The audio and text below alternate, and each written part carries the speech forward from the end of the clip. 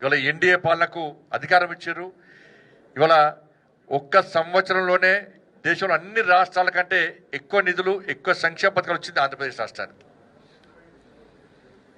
ఇవాళ ఆంధ్రప్రదేశ్ ప్రజలు ఇవాళ మోడీ గారు రుణపడి ఉండాలి.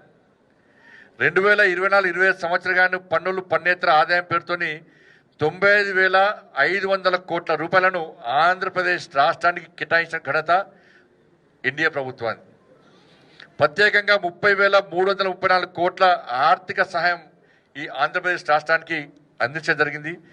యూపీఏ హయాంతో పోలిస్తే ఆర్థిక సహాయాన్ని 263% అధికంగా ఈ రాష్ట్రానికి ఎన్డీఏ ప్రభుత్వం అందించింది. ఇవాళ మూలధన పెట్టుబడుల ప్రత్యేక సహాయ పథకం కింద ఆంధ్రప్రదేశ్కు 5,604 కోట్ల రూపాయలను ఇలా మంజూరు చేసిన ఘనత నరేంద్ర మోడీ ప్రభుత్వాన్ని, ఎన్డీఏ ప్రభుత్వాన్ని. అమరావతికి 22,000 కోట్ల బాండ్స్, వరల్డ్ బ్యాంక్ ద్వారా 15,000 కోట్ల రూపాయలు, హడ్కో ద్వారా రుణం 12,000 కోట్ల రూపాయలు, జర్మనీ బ్యాంక్ 5,000 కోట్ల రూపాయల నిధులను సమీకరించిన విషయాన్ని మనం గుర్తుంచుకోవాలి.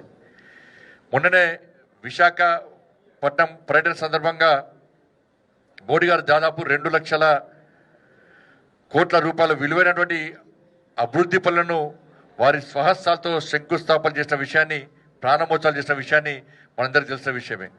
అట్లాగే ఇటీవలే అమరావతి పునర్నిర్మాణ కార్యక్రమానికి ఇచ్చేసిన ప్రధానమంత్రి గారు